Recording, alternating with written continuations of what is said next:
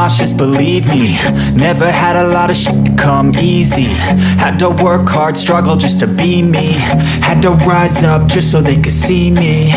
Did what I had to do just to feed me. Kemenangan dramatis atas Brentford akhir pekan lalu tentu saja membuat adik Ten Hag begitu lega. Pasalnya, kemenangan ini mampu meredam sementara suara-suara miring yang diarahkan kepadanya. Namun di satu sisi, ia tampaknya juga harus mentraktir makan Scott McTominay karena telah menyelamatkan mukanya terlebih 2 golnya di laga itu. Seolah menjadi bukti kalau McTominay ini layak untuk mendapat menit bermain lebih, khususnya di pos yang lebih ofensif.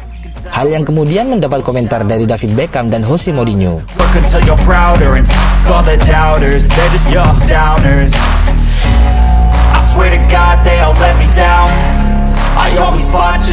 Scott McTominay mungkin kini bisa sedikit berharap lebih kalau dirinya bakal lebih sering dimainkan.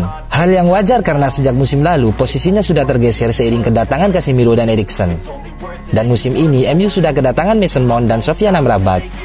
Pastilah membuat posisi pemain Skotlandia jadi lebih sulit dan harus rela menjadi opsi terakhir.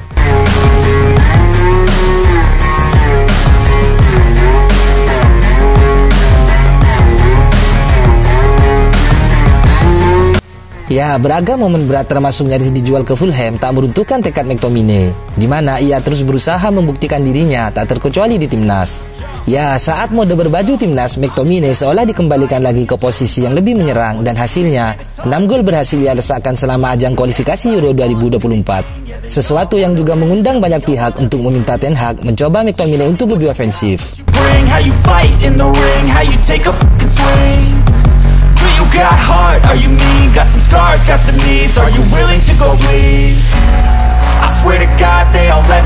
Nah, setelah sekian kali diabaikan, barulah Ten Hag melihat dengan mata kepalanya sendiri betapa bagusnya penempatan posisi dan visi McTominay saat di kotak penalti.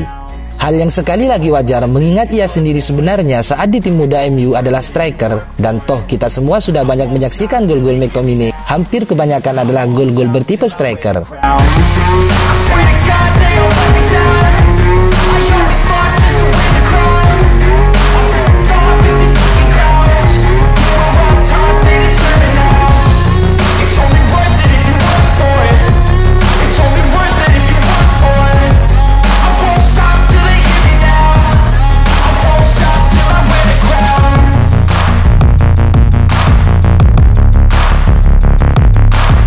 Lebih lanjut dilansir dari Manchester Evening News, kalau McTominay dikabarkan berbicara langsung kepada Ten Hag dan memberi pesan khusus pada sang menir, di mana banyak yang meyakini kalau McTominay ingin memainkan peran lebih ke depan, bukan sebagai gelandang bertahan. Sebab pelatihnya di timnas pun tahu kalau insting gol McTominay ini cukup oke dan sayang sekali kalau hanya diminta sebagai peran bertahan. Manajer memberi saya kebebasan untuk masuk ke dalam kotak penalti dan berpotensi mewujudkan sesuatu. Dia menunjukkan kepercayaan yang besar kepada saya dan saya hanya ingin membalasnya, ucap McTominay saat membicarakan perannya di timnas. The only thing in life that has meaning are the things you gotta work for, believe me. Di sisi lain, melihat situasi yang ada membuat David Beckham angkat bicara, di mana ex-winger MU itu mengatakan kalau Ten Hag harus segera mengambil keputusan. Sebab bagaimanapun kasihan pemain-pemain yang sudah berlatih dan bekerja keras agar bisa mendapatkan menit bermain. Tapi ujung-ujungnya yang bermain tetap itu-itu saja, kendati performanya mau sejelek apapun. Ten Hag adalah pelatih yang baik, sulit dengan semua kebisingan di sekitar klub. Saya dan semua fans tentu ingin keputusan segera dibuat. Kami ingin stabilitas di tim, kami ingin Manchester United kembali ke puncak, tegas Beckham dilansir dari Sky Sports. Lebih lanjut ada Jose Mourinho. Ya, pelatih yang dianggap mengubah peran McTominay jadi gelandang di awal penampilannya bersama tim senior itu menjelaskan kalau sebenarnya McTominay adalah pemain yang jenius. Namun keadaan memaksanya untuk menempatkannya jadi gelandang. Oleh karena itu, Mourinho merasa kalau McTominay ini layak diberikan kesempatan lebih dan tak layak dibuang begitu saja.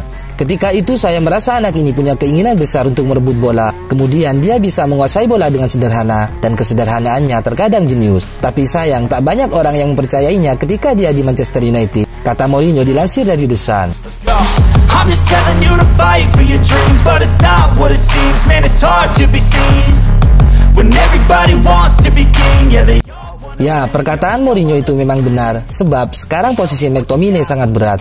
Namun bila boleh dicoba, taruh dia di posisi lebih ke depan sebagai nomor 8, bukan nomor 6. Maka barulah kita bisa melihat McTominay yang sebenarnya.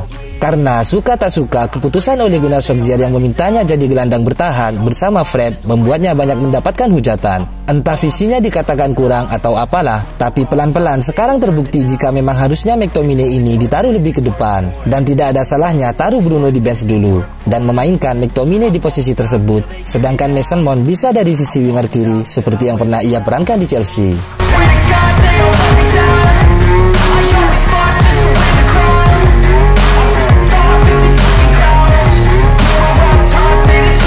Yap, intinya setelah jeda internasional, Pak Ten Hag harus membuat keputusan demi kebaikan MU itu sendiri. Cadangkan mereka yang tak perform dan beri kesempatan pada pemain lain. Bukankah begitu, wahai fans MU yang sentosa?